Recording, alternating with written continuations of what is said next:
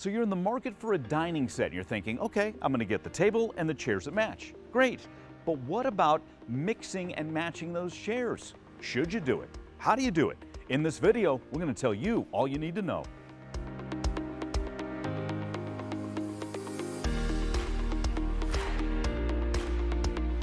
Hey everybody, I'm Mike from Woodstock Furniture and Mattress Outlet. So in this video, we're talking about mixing and matching dining chairs, mixing and matching colors, styles, sizes, all of that. You might be wondering, well, how much freedom do I really have?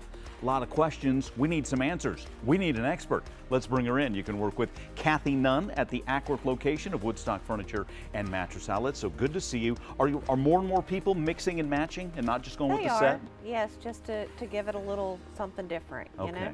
All right, so one thing to think about, and again, there's no hard, fast rules, right? Correct. But some guidelines will say, and it's nice to have the table first, whether you already have it at home or you come and get a table like this. So let's start with this setup here. We have some mixing and matching of chairs. Why does this work? So it's really nice, as you can see. The scale is nice, but you've brought in different textures. You've got a fabric, you've got a wood, you've got 2 and 2, so you have a pair. It's nice if you're gonna have different chairs to at least have them balance out. Like you wouldn't want to just have 1 and then 3 wood, obviously. That would look a little silly. So you've got 2 and 2 here. So you've got the nice wood back with the upholstered seat that brings in yet another, a little bit of a different color and texture, but it all flows really nice together and looks good. Okay, so guideline number 1 to think about, chairs in pairs. There's one other table we want to show you while we're in this area. So here's a nice rectangular table, and now we've added in some different colors. So talk about why this one works. Okay, so you have, this table's really a transitional table. These chairs are a little more modern. So we've added some color. The colors all flow together nicely with the light colored table. Again, we have pairs. We have 2 blue chairs, and then we've actually thrown in a bench here. So, and then we've done the same chair, but it is a different color on the end for the host and hostess chair, just to give it a little bit different look, instead of just having, you know, come in and buy a table and buy exactly all the chairs that match. You can do that, but we definitely want our customers to know that all of our chairs pretty much come a la carte. So when you come in and you pick that table, or if you already have a table, you can come in and, like Mike said, get different chairs, find your perfect chairs for your table. Got it. And when you're thinking of colors, that kind of leads to guideline number 2, colors that complement each other, like this blue and this oatmeal, really nice, right? Yes, yes. Hey, one other question before we leave this area, mixing and matching styles, whether we're traditional, transitional, modern, because the styles are differing here, right? Right, yes, these, like I said earlier, this is a little bit more of a modern chair, but you can put it with this transitional table because the colors just flow and they complement each other.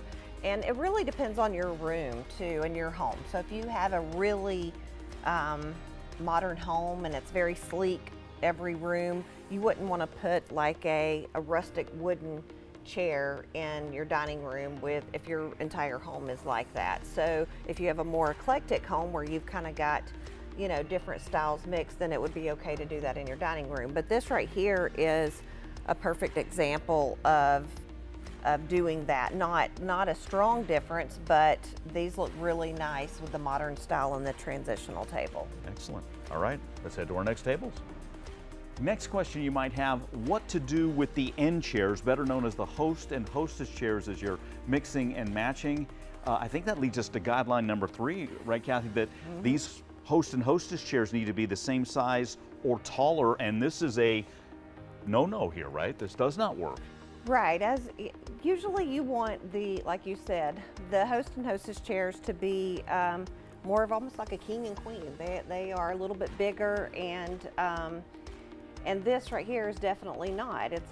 Although it's a great chair, it's smaller. The scale is just off, and so you would really want to do something that is same or bigger here. Yeah.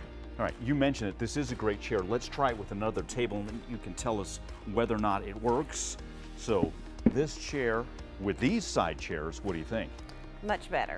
Yes, I love this because these chairs are highlighted more, And with the black, it looks really great. You've got the little black speckles in this table, so the colors all work really nice together, and the leather just gives it that kick that steps it up a bit. All right, guideline number 4 for you. It's nice to have a cohesive theme, and Kathy, it seems we have one here with these tables and chairs. We do. This is more of like a French country look. There's lots of different options of tables as well as chairs. So you have your spindle back chairs here. So you could do 4 of the same spindle back chairs, or you could do the ladder back chairs you see over here and do 4 of those, or you could even do something different. You could do 2 of these on the sides or those, and then you could add in an upholstered look, kind of like what we did with this table. And you have your slat back chair here, and just to do something a little different, which stays within the same theme, you have your upholstered chair. So it just gives it a nice look for the host and hostess chair. And you wouldn't mix and match ladder back and spindle chairs, 2 woods that are just different. Right. I mean, I wouldn't. I would either decide between the ladder back and the spindle, you know, either or. I wouldn't put the 2 of those together. The better mix and match is to add in the upholstery. Exactly. And then there's this larger table. Again, seems like a classic look, right? It is. This is where all of the chairs are the same, with the only difference being your host and hostess chairs on the ends have the arms. So that's more of a timeless look. Of course, you would have to have a bigger scale room with these higher chairs and this size table for it to look nice. But yes, this is a very nice look and a little bit more formal, if you will, with all the chairs being the same except for the arms. Okay. We've seen a lot of different mixing and matching, and again, kind of ended up with styles that are a little slightly different, but really a larger scale. Is there any final thought or rule as people attack that mixing and matching theme? Just having, as far as scale, you know, making sure everything is to scale. You don't want huge furniture in a small, tiny dining room. You don't want a little tiny chair with a huge chair, a big chair.